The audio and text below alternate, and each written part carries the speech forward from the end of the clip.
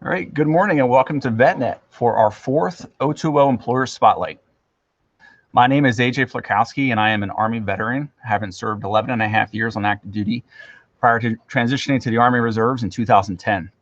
I've been here with the IVMF for the last 3 years. I spent 1 year as a program manager for the EBV program, another year as a manager for the Onward Opportunity Program, and I'm currently serving as a project manager here and supporting all of our programs and services. It is my pleasure to introduce today's special guests. First, we have Kevin Werity joining us from Jacksonville, Florida, where he is currently serving as the Military and Veteran Acquisition Lead at Deloitte. Deloitte provides industry-leading services in the areas of audit and assurance, consulting, taxes, as well as risk and financial advice to many of the world's most admired brands, including more than 85% of the Fortune 500 companies, in addition to more than 6,000 private and middle market companies. Deloitte employs personnel across more than 20 industry sectors and is proud to be associated with the largest global professional network, services network. Kevin is a Navy veteran and brings with him almost 9 years of experience in talent acquisition. Victoria Pitch joins us from Pittsburgh, Pennsylvania, where she is currently serving as the military talent strategist and recruiter at Booz Allen Hamilton. Booz Allen is a global consulting company with a headquarters in the greater Washington, D.C. area and an international footprint that puts more than 22,600 employees close to clients, ready to help them solve their toughest, most intricate management and technology challenges. Victoria is a senior recruiter with more than 20 years of executive recruiting experience, the past 3 years with a specific focus on veterans and transitioning military. Our third guest, David Lotman, was unable to join us today. David's from HuntSource. We're hoping to get him on a future employer spotlight and more to follow up there. I will be moderating today's session with assistance from Ashley Squares, the IVMF's Alumni Services Manager, who will be monitoring the YouTube chat channel throughout the course of this session. And she'll introduce any of the questions that come through to our guests at the tail end. Ashley recently joined the IVMF team here in Syracuse and will be relieving me of my VetNet role moving forward. So this will be my final hurrah, but we are very excited to have her on board. Kevin and Victoria, welcome, and thank you for joining us today. So we're now going to give each of the guests a chance to run through in-depth introductions of themselves and their companies, highlighting specific areas that may be of interest to our viewers. Kevin, I have you up first. The floor is yours.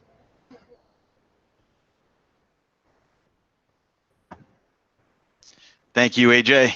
I was on mute there for a moment. So thank you, IVMF and Booz Allen Hamilton, for giving me the opportunity to join you all today. It's a great honor to be talking about transitioning veterans to the corporate sector. As AJ mentioned, I'm a Navy veteran. I served 6 years. I got in 2009. I was an HR specialist with the Navy. Ironically, today I sit in Deloitte's HR talent community. My primary mission today on a day-to-day is hiring, retaining, onboarding veterans into Deloitte at a national stage. As AJ mentioned, we're 80,000 folks in the professional services community. Our products range from consulting, audit, tax, and advisory type work. Long story short, the corporate sector, 80% of the Fortune 500, as well as the federal and state and local government, call us with a business problem, and we look to provide more efficient, innovative solutions to their business processes. That's, would be my take on consulting 101 in a nutshell. I know we have a slew of questions and topic areas that we're going to get to today, and I know there may be some in the audience that are not specifically looking for Deloitte or perhaps even consulting or professional services. So I am going to just take a few minutes to tee up some of the other things that I've been exposed to here at Deloitte, as well as the corporate sector at large that may be of beneficial impact to you, and I'm happy to entertain those questions as well. So some of those things that I mentioned here are around learning and development. I do want to tee up, Deloitte does offer a core leadership program, which is a 3-day training seminar For those of you that are currently in an active duty status or in that transition window, either 9 to 12 months, either side of the fence. In addition to that, Deloitte does get their hand involved with various nonprofits and organizations. So I'm happy to tackle anything on that realm as well as we're vastly involved in the Warrior Games. So if there's anything in addition to just Deloitte or consulting, AJ and team, I'm definitely open to tackling those. With that, I'll pause and pass it over to my colleague from Booz Allen Hamilton. Thanks, Kevin. Hi, Victoria, you're up. Great. Good morning. Thank you, AJ and Kevin. I appreciate that introduction. So, everyone, my name is Victoria Pitch, and I've been with Booz Allen going on 9.5 years. Next April will be 10 years. And individuals such as yourselves, colleagues, everyone asks me why I've been at Booz Allen so long and why I have such long tenure here. And frankly, it is the culture and the people. You know, at Booz Allen, I've held various recruiting roles and leadership roles over the past 9 years. And 2 years ago, I wanted to kind of make a change and really wanted to start helping veterans and start increasing our veteran footprint within Booz Allen. And so I was asked to, help, lead with some of my other colleagues our veteran mission and our military mission. And so our team's goal from our military recruiting team's goal is to continue to socialize our Booz Allen brand with transitioning military and veteran talent and identify talent for opportunities within Booz Allen.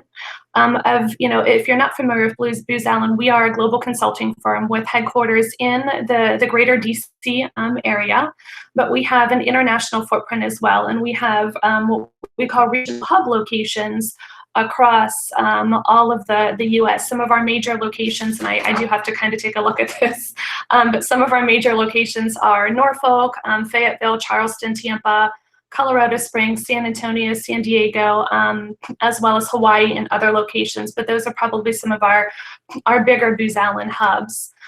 We have over 24,000 diverse, passionate, and exceptional people who are really driven to excel, to do right, to realize positive change in everything we do.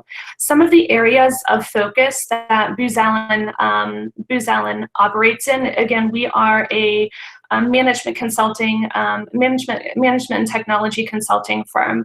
We specialize in general management consulting, analytics, digital solutions, engineering, and cyber. And we work within industries ranging from defense to health to energy and international development. So again, most of our business is 95% of our business is with the federal government. And that includes, again, your defense, civil, and your civil agencies, as well as national security. The other 5% of our footprint is from a commercial perspective. A lot of that work revolves around cyber and digital and financial and healthcare industries on the commercial side. So, at Booz Allen, we have such a diverse skill set, diverse opportunities. Right now, we probably have over 3,500. When I looked yesterday for some client staff, we have over 3,500 opportunities open across the board and international right now. So I'm really excited to talk with you today, help answer questions so you get to know a little bit more about Booz Allen, a little bit more about our culture, and hopefully from this webinar we could make some touch points on some opportunities for you. Thanks. Great, thank you.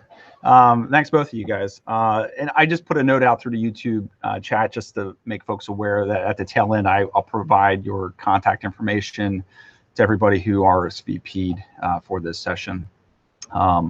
So if they have specific questions for you guys that don't get answered during the session, that they can reach out to you afterwards.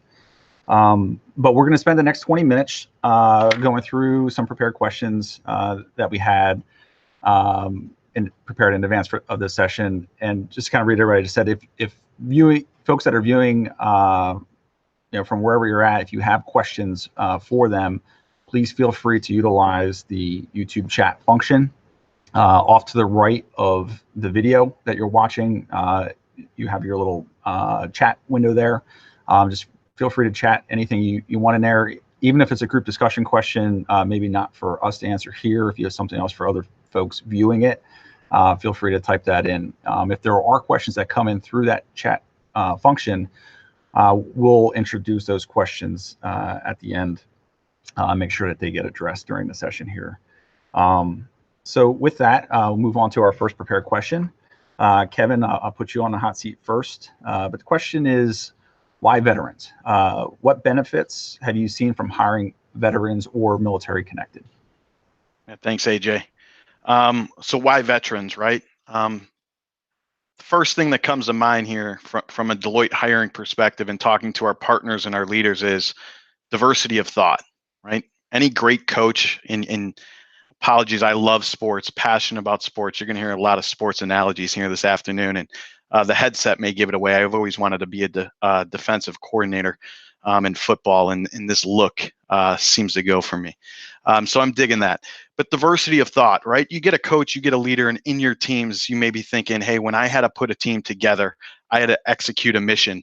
Who are the resources? Who are the personnel? Who are the subject matter experts that I need to have that holistic collaborative effort?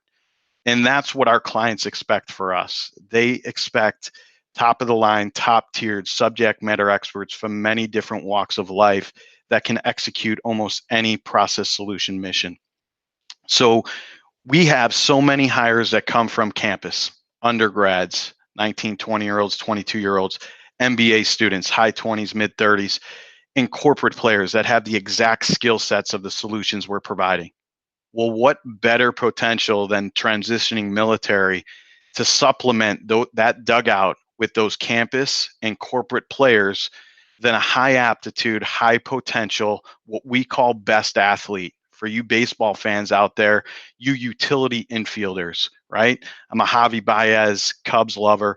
Who are the players that are 80% there, we can put in our dugout, are team oriented, have the interpersonal skills, and as we expose them to the different complex problems and solutions, they're able to think on their feet and mold in a team setting. So that diversity of thought is a game changer for us. And this demographic of transitioning military personnel and all the training, all the planning, all the skill sets that they are able to bring to the table is a home run for us. Awesome. Thanks, Kevin. Victoria, I'll give you a chance to answer as well. Okay, excellent. Thank you. So a third of our workforce here are veterans at Booz Allen. So 33% this year. We are actually looking to move that needle to about 34, 35%. And when you think, 2%, that's, 2% not a lot. 2% is actually a huge number when you're looking at a workforce of, almost 25,000 people. 49 of our leaders are veterans themselves. So why vets? Because vets bring industry knowledge to our missions. You guys are subject matter experts in what Booz Allen does, facing, again, a lot of our missions with the federal government. You bring leadership, you bring discipline, work ethic, a drive to succeed. Veterans are a huge part of who we are and what we do. And what Booz Allen gives back to veterans, you become part of our culture that really honors your sacrifices. We continue to support, we help you continue to support the missions that you served so well. We provide career paths as well so that you don't have to jump around. One of the common kind of comments that I hear talking to transitioning military on a daily basis is, I've been with the military for 20 years. When I talk to officers or long-term enlisted, you've been with the military for 20 years. I don't want to get out and jump from job to job to job. It's not what I want to do. Yes, I've had that, that one focus within a particular branch and have held many jobs, and I'm looking for that again. And that is what Booz Allen provides. We provide our professionals and our employees an opportunity to stay with Booz Allen, have that longevity, have that tenure, and have the ability, though, to add value to an organization. Ideally, you do have to come into a particular opportunity, into a particular skill set because of your background. You can't come into a cyber role if you have a hardcore intelligence background, but can you, with Booz Allen's tools, with our internal learning resources and our accelerators, can you come in as an intel specialist or as an intelligence analyst and take some cyber courses, take our cyber accelerator program and move into a cyber intel related role? Absolutely. Can you move from intelligence into digital? Say you are getting your degree right now and you want to become a developer, or you want to do IT strategy and you've done that a little bit in the military, but are finishing up that degree and want to move into a core leadership PM opportunity. You can do that at Booz Allen. You have various career paths that you can take. And again, you can move into what we call our accelerator program, which gives you the opportunity to move your career path in different directions. So you have the ability to choose the career path that you want and internally at Booz Allen and not have to jump around. The other thing that we provide is a community of, again, diverse talent, as what Kevin was saying, to drive your thoughtfulness, to our given mission. So, Booz Allen is that culture of, we have very similar values, core values that the military has. But added to that, you have the opportunity to be very entrepreneurial here.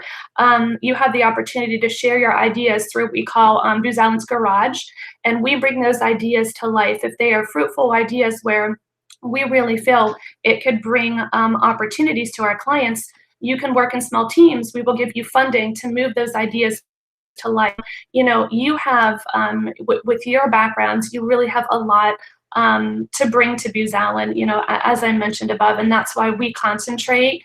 That's why we have a team dedicated to working with transitioning military and bringing veterans as well as military spouses into Booz Allen. Thanks, Victoria. That's great. And just from my experience in transitioning out of the military, that was one of the concerns that I had. Was if I was going to find a company that embraced career progression, the same way they do in the military. In the military, whether you like it or not, after about a year and a half of doing a job, they fire you and give you something else to do. But it opens up opportunity then for somebody else to step up into those roles. But it sounds like you guys really embrace that there and encourage it. And then Kevin, the same thing with you. The utility, the problem solving aspect of the veterans.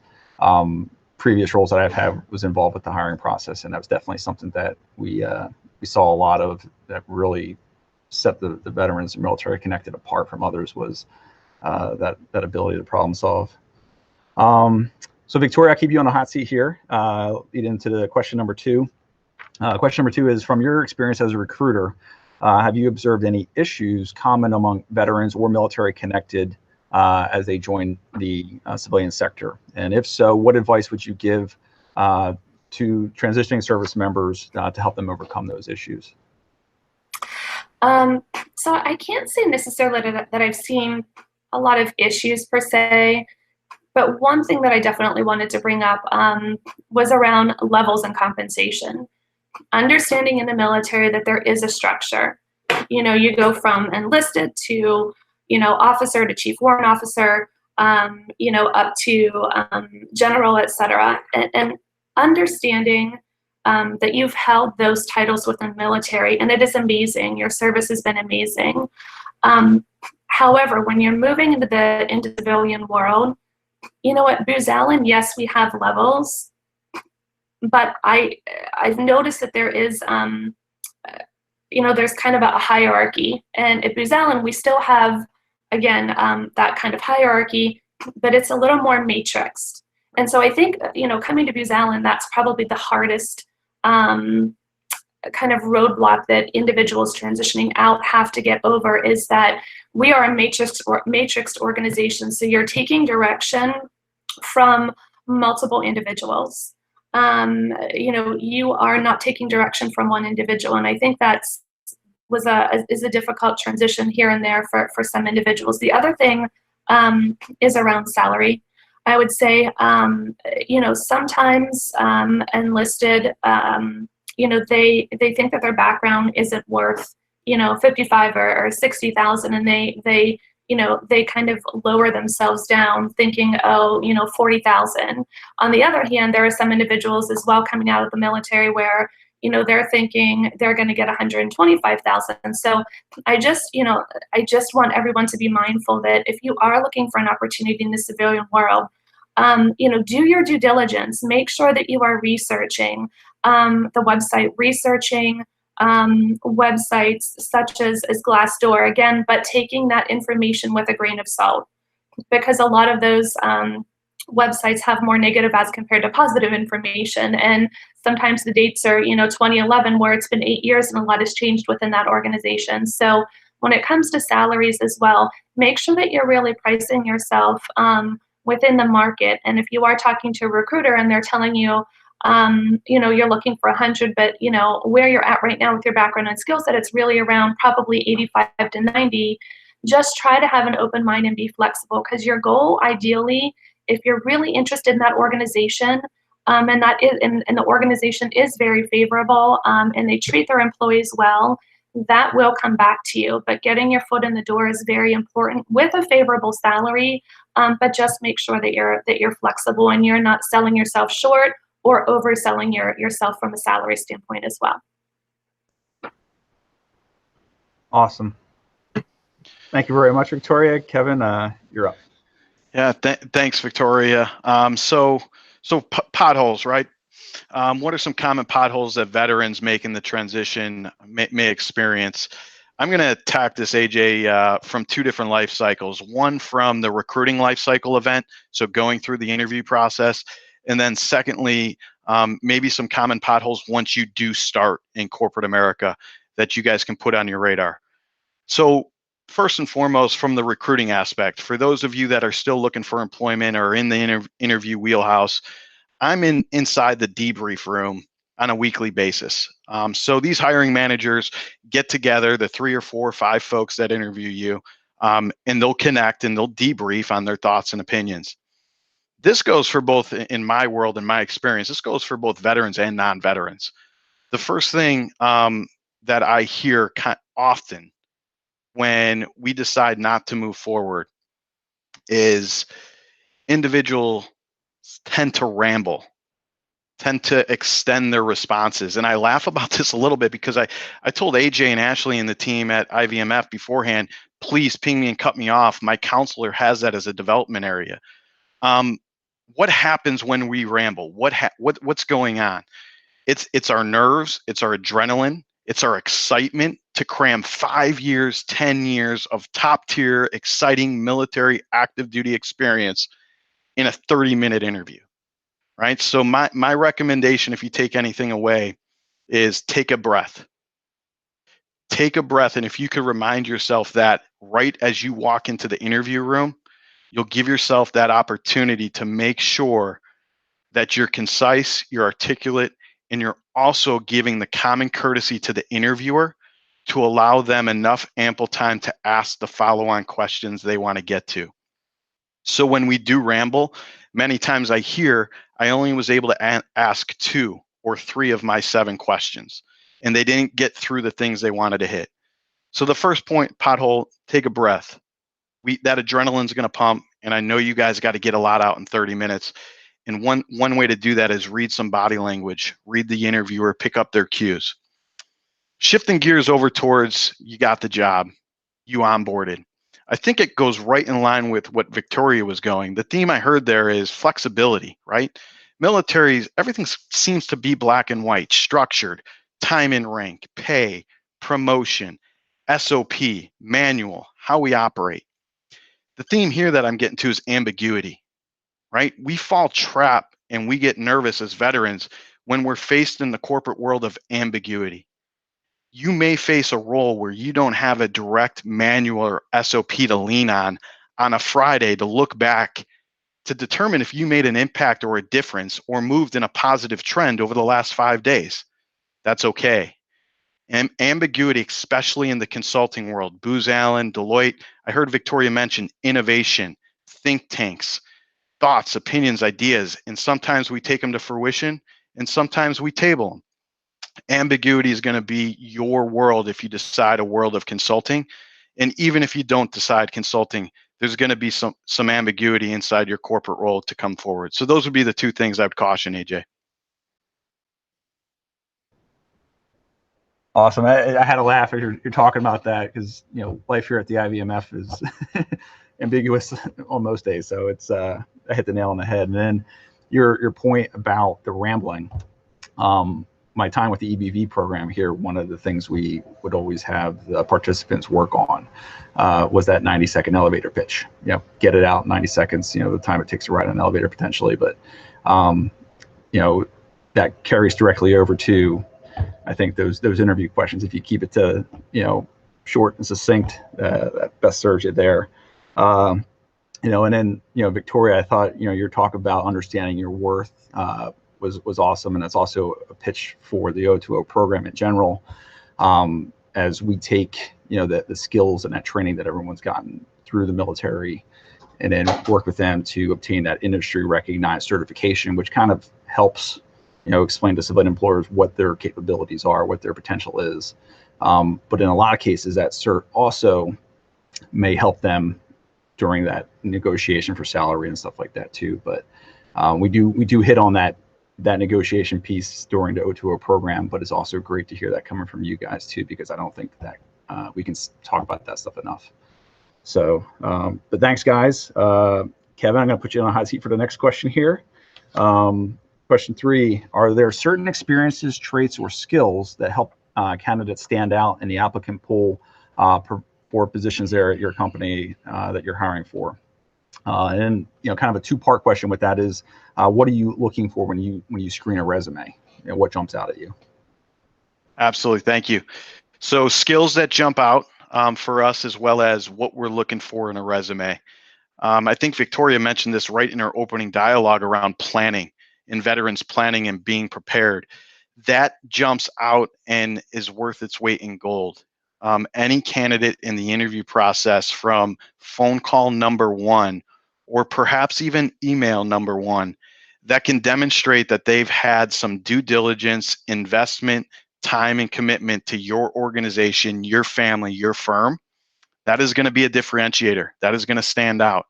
So as you prepare and as you plan for the interviews, there is a cadre and a cohort of veterans that have paved the way for you at that organization.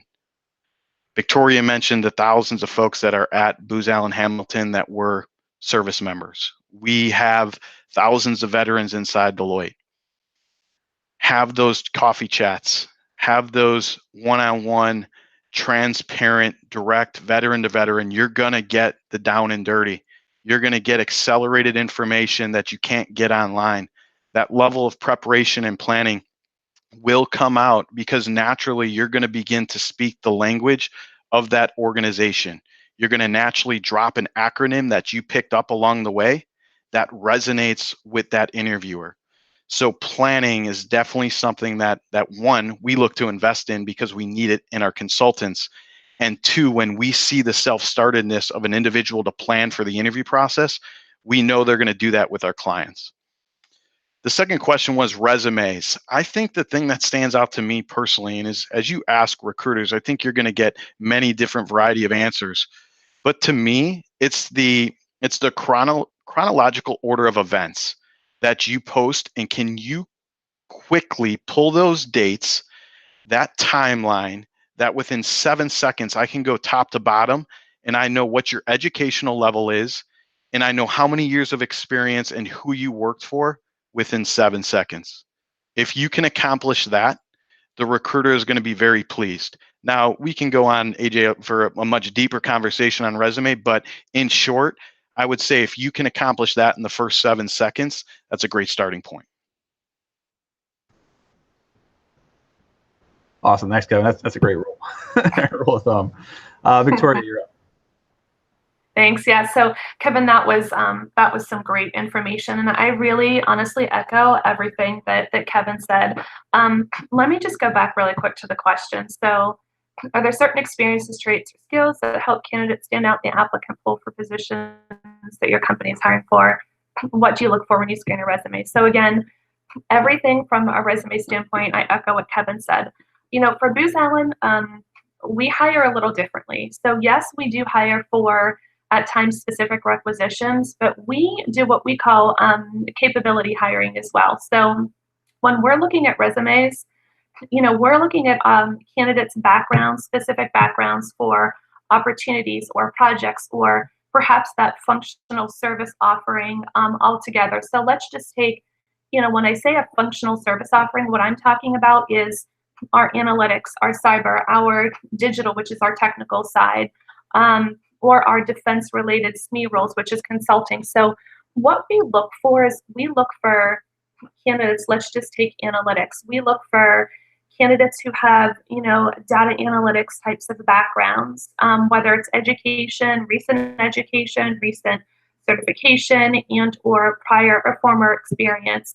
And then we look for, again, specific skills like, all of your intelligence skills, like your HUMINT, your OSINT, your MASINT, your GeoInt, et cetera, your imagery.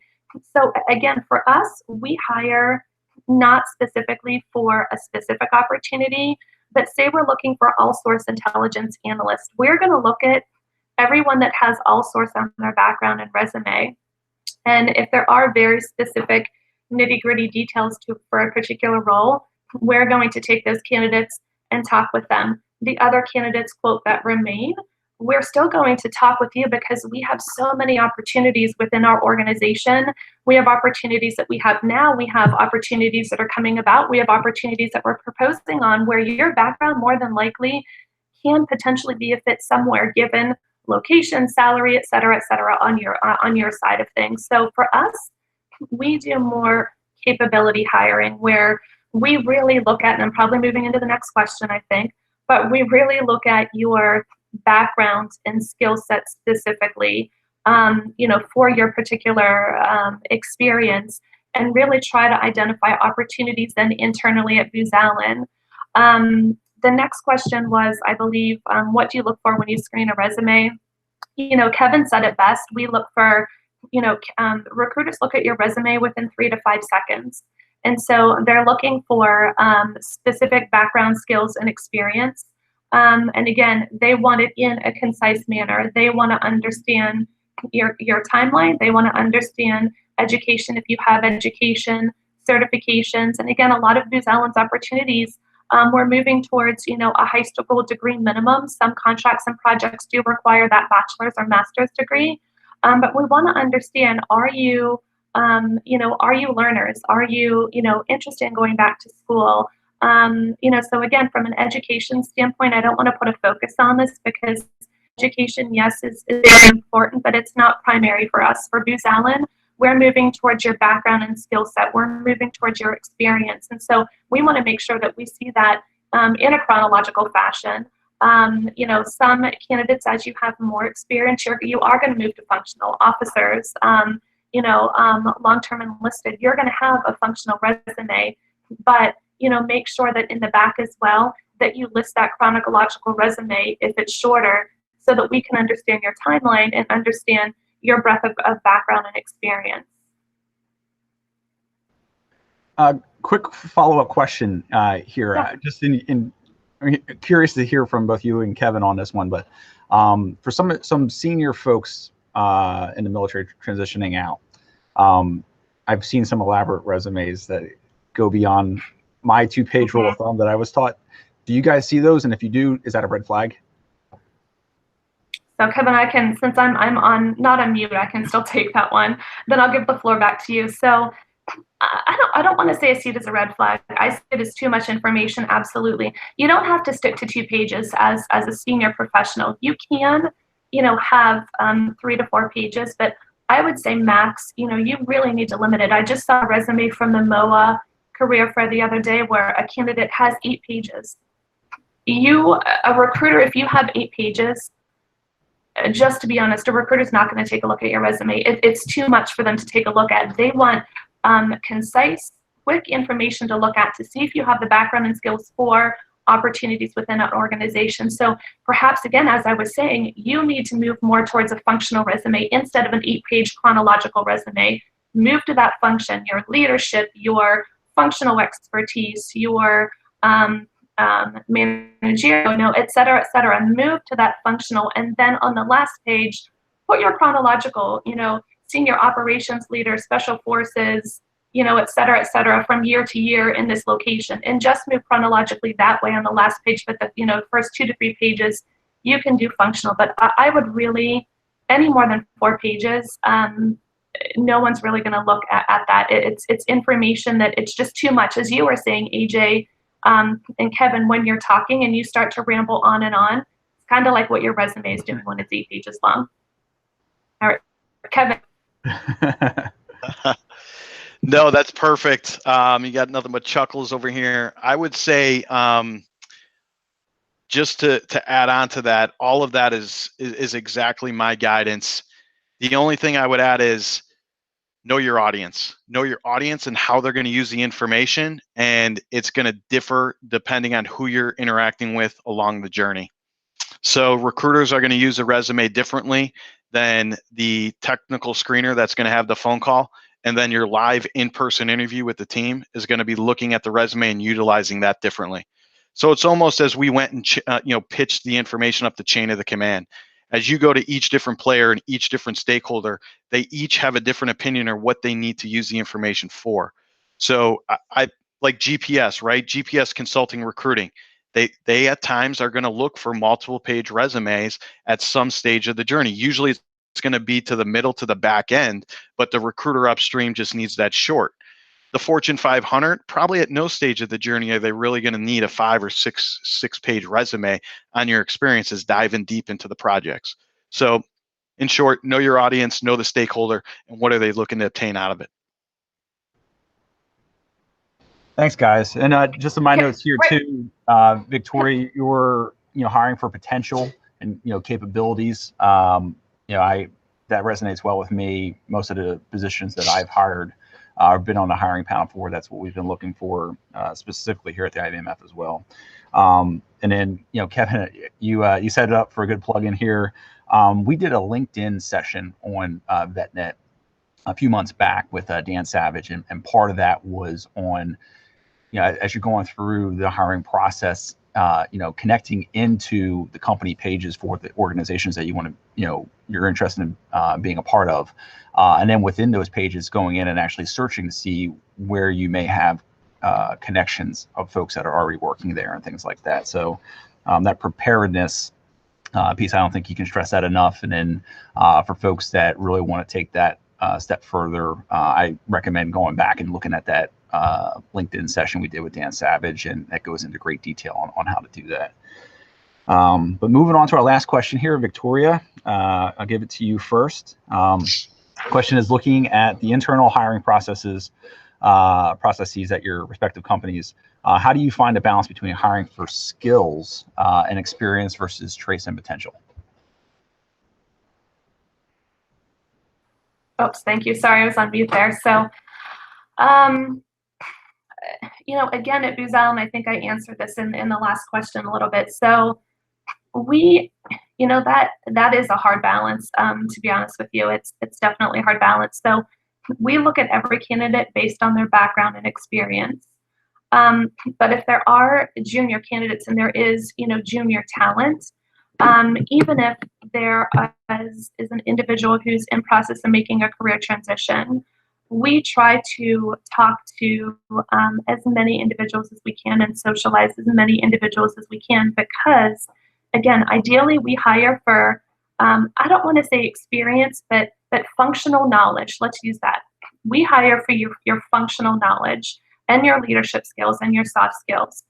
But if there is a candidate who maybe has 2 to 3 years of experience, let's say again in Intel, and they're looking to make that cyber transition, and they're in process with their degree and they have their CISSP or they're getting their certification, and they want to make that transition, that's where we're hiring for traits and potential then, because we see that potential and we have programs and opportunities in place where we take candidates like that and move them into those roles after training. So again, with the breadth of opportunities that Booz Allen has available, we hire, I'm going to say it's probably a 75-25 split.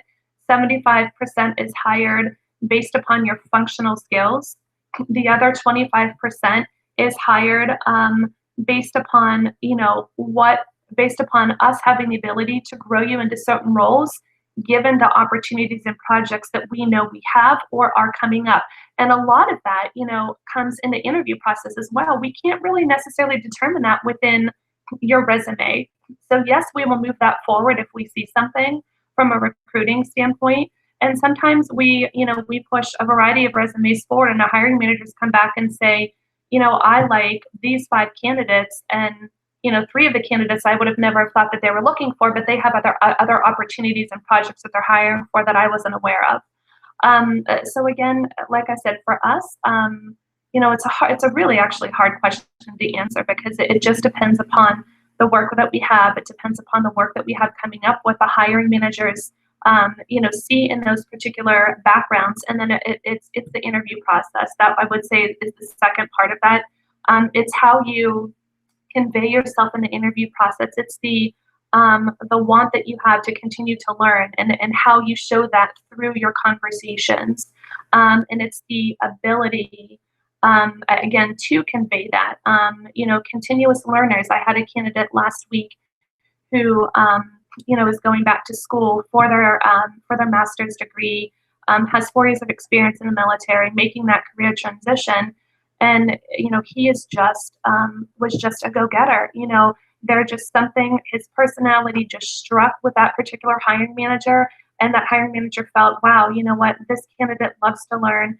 They don't have the ideal background that we're looking for, but going to school, is finishing his degree. We have some opportunities where we can coach and mentor, given his, excellent communication skills, not afraid to put him in front of a client from day one. They're extending an offer based upon that conversation with him. So again, like I said, 75, 25%, we hire based on functional skills. But you could, that 25% could increase just based upon how you present yourself in an interview. Awesome. Thanks, Victoria. Kevin, you're up. Thank you. And to Victoria's point, right, it truly will depend on timing. So the question, again, just to reiterate, how do you balance specific skills versus potential or aptitude, right? I'm going to go back to my sport analogies here, and bear with me. Let's stay on baseball, seeing playoffs is around the corner. Put yourself in the shoes of a general manager of a dugout, right? And as you break down the world of Booz Allen and you break down the world of Deloitte, we have multiple dugouts of business areas that all play the same consulting game, but they just specialize in something a little bit different. And at times, those general managers of their dugout are going to need left-handed first basemen that have the exact specific skills to play a certain role. And you, coming from the military, may have exactly that. And it's an easy day, low-hanging fruit. You may be a TSSCI, you may be a Poly, you may be Intel, you may be cyber, you may be operations, you may be logistics. There's a whole slew of things on active duty world that align directly to what Victoria needs to hire and what I need to hire. That general manager is going to hire you and going to use you for your exact specific skills. However, there's going to be times throughout the 52 weeks of the year that we need a high aptitude best athlete player, because we need to move you from project to project, and we need a high octane, flexible, multiplayer individual. And those are going to ebb and flow throughout the year. So as you come to Victoria's radar, you come to my radar. Depending on which dugout you want to go into, you may say, hey, I'm indifferent to which team I play on. I just want to generally get into consulting. Or you may say, hey, I really want to grow in cyber. What's inside their dugout? And then we have to look at skills or what the strategy of the hiring situation is. And I think that's where the definition of depend, comes into play based on your shot clock, your EAS against our hiring timing needs. So it's a moving variable, AJ. But hopefully that provides you some color and content on what the recruiters are thinking on our end against your background and capabilities. That's great. And you guys can see the questions too, as Ashley's been pushing them over to the Google Hangout here. So we do have, it looks like 5 questions that have come in, and some of them actually caveat what we've already talked about. So I'll ask the question, and then Victoria, Kevin, whichever one of you guys want to respond, just go unmute and I'll make sure the camera shifts over to you. I'll just run through them too. We got about 15 minutes here, so we should be able to make it. First question comes from Kelly Robertson. She's asking, there's a lot of stigma in hiring a veteran and now women. Do you coach your veterans on appropriate responses to questions like, do you have PTSD and things like that? Do either of you guys have an answer? Victoria? So I don't understand what she means by stigma. If that's positive, it sounds negative. Number one, no one should be asking the question, do you have PTSD? No one should be asking that question. Again, the questions that should be being asked are around your specific background, skill set, around your technical skills, your functional skills, your communications skills. That's what recruiters as well as hiring managers should be evaluating you on. They should then not be asking questions like PTSD. However, I will say, if we do have veterans that do have PTSD, again, questions not asked, but if something would come up while you are working with us, we do have employee programs in place to help with that. We do have individuals at Booz Allen that you can talk to, but again, no one, it is an HR probably nightmare. If a hiring manager recruiter asks, about your age, if you have PTSD, your sexuality, we have a lot of, again, Booz Allen is such a diverse organization that we have a lot of transgender individuals within our organization and that interview with us as well. And that should not be a focus and not a question that you need to be answering or even asked. And if that's the case, then I don't think that's probably the appropriate organization for you. Spot on. AJ, I don't have too much to add to that. And playing along the lines of, is that the right organization for you? If you feel those things, right, I would connect with another veteran in-house, understand the culture. If you're getting any type of negative connotation throughout the process, that definitely should be a flag for you. You want to pause for a moment, do some due diligence in there, and make sure you're comfortable with the whole culture and whole surrounding that you're going to go compete for. Great. And just a little bit that I would want to add to that too is for participants that are going through the O2O program that have been passed on to Hire Heroes USA, and that was an interview that they set up and those questions are being asked, you need to be notifying HHUSA about that so they can fix that for future, because those questions they should not be asked. Looking at the second question there, this is coming in from Roderick Taylor. This question is, how can someone that wants to join your team go about getting your attention through LinkedIn or even an encounter like this and convert it into an interview? Any takers? Yeah, I'll take that one. It's like the buzzer game, Victoria. You got to buzz in here. So Roderick, LinkedIn, and I'm sure you mentioned Dan Savage, and he is a guru, a beast from LinkedIn. Definitely visit that for tips and tricks. My take on it as an end user, as a recruiter on this side, and as a veteran, we get bombarded. So I feel your pain, right? And I'm probably guilty of not responding to some folks that may be in the audience today. I think I checked before I came in over 6,000 connections on a daily basis. A recruiter will get 10 to 15 messages or notes on top of their inbox. So I do not, by no means, right? Military, no excuses. But in reality, the volume that comes into a recruiting's radar is so heavy and so large. What I would recommend, which catches their eye, the more direct, the more on the nose, the more customized and specific you can be. If you go to the recruiter, the higher probability and likelihood of a response that you receive. And I think that comes in by the due diligence you do both on the web page and the due diligence you do with practitioners inside the organization prior to going to recruiting. And I'll quickly share one story and one pothole I stepped in. In 2009, I was in the unemployment line for 6 months with 2 graduate degrees, okay? And I clicked on submit for job applications, I believe more so than any other veteran in the summer of 2009. I had family members, I had my parents, I had friends that I would solicit and fill out the application and get them set up that they could help me apply. I was throwing spaghetti at the wall. What I learned is from a mentor and a wise individual, take a step back, pause, interact with the practitioners inside that organization, most likely veterans. Let them lead you to some non-veterans as well, and then come back to recruiting who will execute the processes for you. Those would be the only additional advice, and I'm sure Dan has plenty more LinkedIn knowledge than I do, but that's what I would add on top of that, AJ. Yeah, can I piggyback on that? I think Kevin is spot on.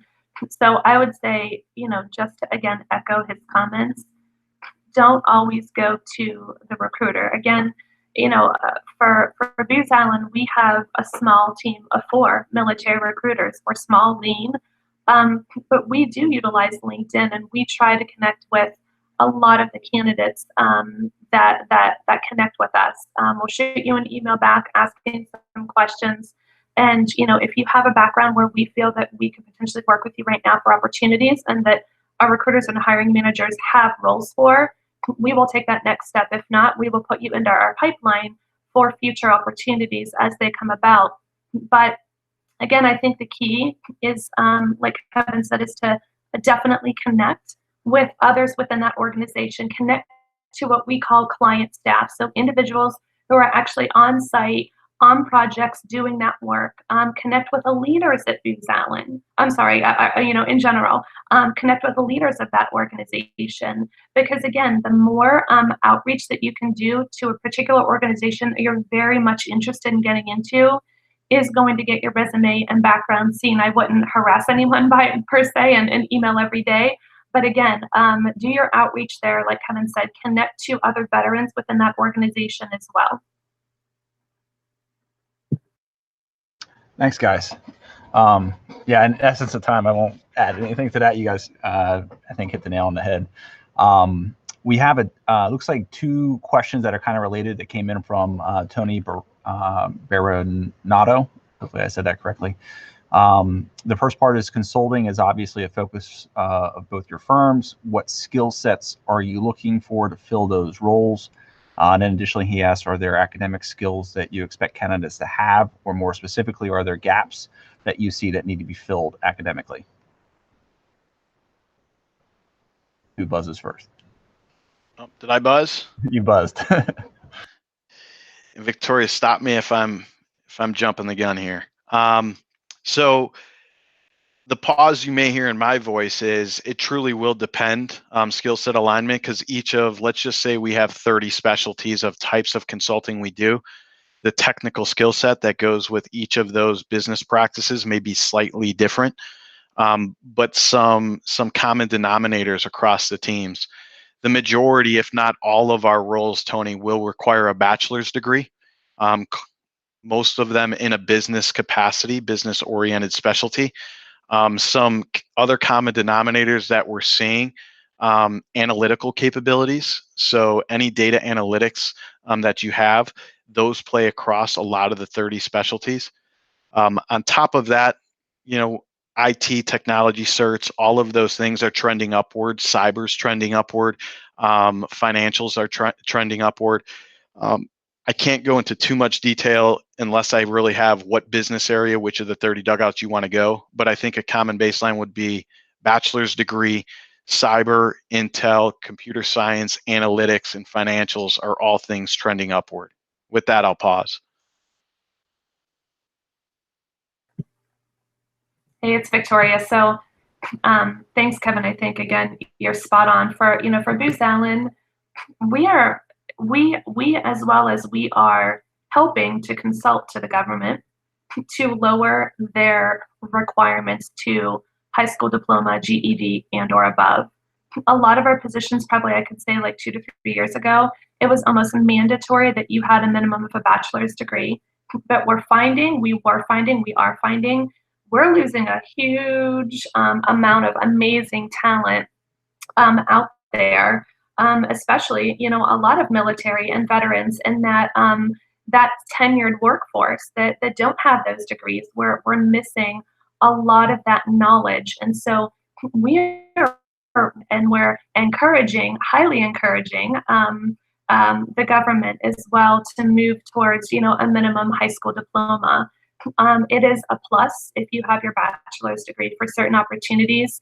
It's a plus if you have your master's degree or MBA, and there are certain opportunities and contracts that still require that.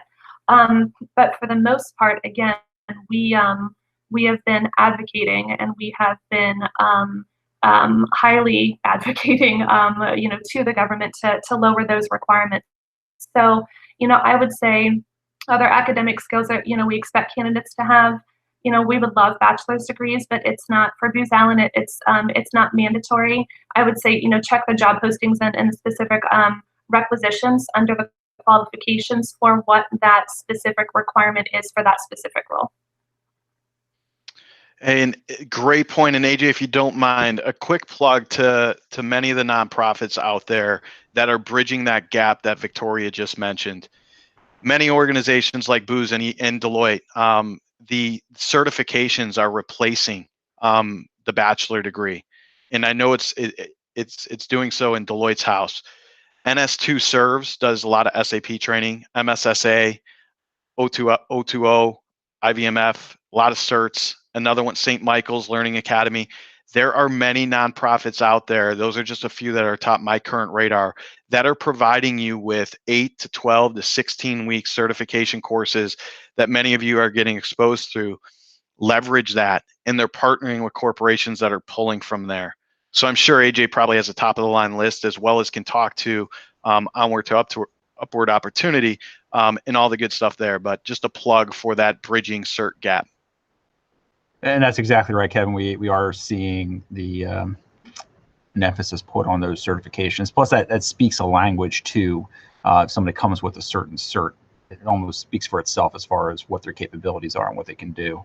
As a Syracuse University employee here, I should probably put a plug in for the university and talk about the university is expanding our offerings, online offerings for degrees for veterans and their family members too.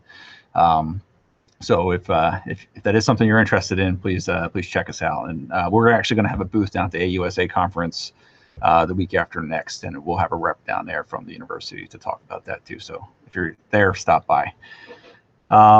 Okay, we got a couple minutes, actually 2 minutes left.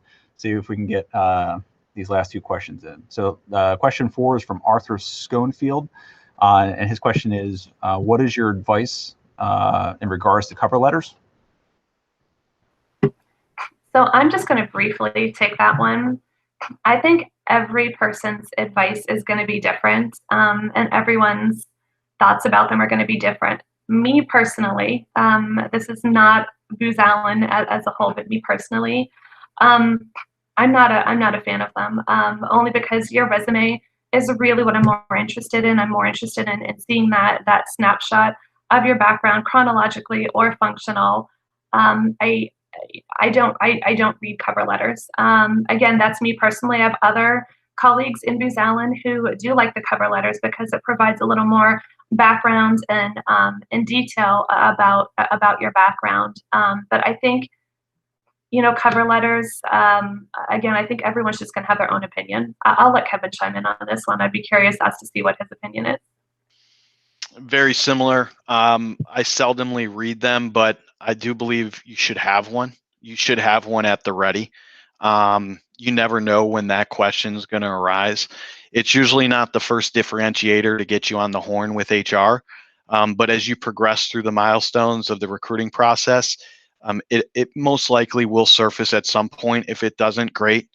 If it does surface, you have one ready, and also, you can be able to have an 80-20 rule. Have a general one, and then customize that last 20% to the employer that you're going to be speaking with. Thanks, guys. And your last pointer, Kevin, in my review of cover letters and resumes, probably a fraction of what your guys' is, but that's the one thing I always look for is, one, do they have it? And then if they do, is it a generic one, or is it actually tailored to the specific job, or at least to the specific company? So I think we have time for this last question here. We'll bust my 60-minute rule, but we'll go for it. This one comes in from, I'm going to mess this up probably, looks like Rui Al. And the question is, so I have a 2-page resume. I have 5 years of relevant experience. The 2 pages cannot include each position, including up to 5 years. I do have a summary on my resume that states 5 years. Is this acceptable? So I can jump in. Sorry, Kevin. I can jump in on that. So again, 5 years of experience, it should fit on a 2-page resume, including your education, any technical knowledge and certifications. It should fit on a 2-page resume. If not, you can extend it to 3, but it just seems to me perhaps your bullets and your experience can maybe be dwindled down to like made, saved, and achieved for each position. So I would say it could probably fit in 2 pages. You probably just need to minimize some of your bullets and put some of that information together in a more standardized format. Yeah, nothing further to add, and being conscious of time, AJ. Great job, Victoria. Awesome. So let me flip back to me. There we go. I lost camera control there for a little bit. It wouldn't switch. I had to do it manually. But that's about it for time. We went a minute over, but I think it was a very full session with a lot of good tidbits from you guys. I really appreciate all of your experience and input. And I think folks that have interest in working for either Deloitte or for Booz Allen, both should have gotten a lot out of the session. So thank you both for your time today. Really appreciate you guys doing what you do and being a partner with the O2O program here. We did have a couple other questions that came in to Ashley through the YouTube chat that just, and trying to be conscious of time, we didn't introduce here. If you have a question that didn't get asked, or if you future viewers that didn't participate live that are watching this recorded, if you have a question, please email the IBMF alumni at syr.edu, or we will be sending out the email following the session with the email contact information for both Victoria and Kevin, that if you have a question specific to either Booz Allen or Deloitte, you can reach out to them directly with that. But as Kevin indicated, be conscious of his inbox being as full as it is, and please be patient with the responses. So, but that's all the time we have for today. Stay on the lookout for upcoming VetNet sessions specific to training and education programs that we offer here at the IBMF. We should be getting one in October, November, and December this year. Our goal is to do at least one a month. So, but that's all the time we got for today. Thank you both for participating, and we'll be seeing you. Take care.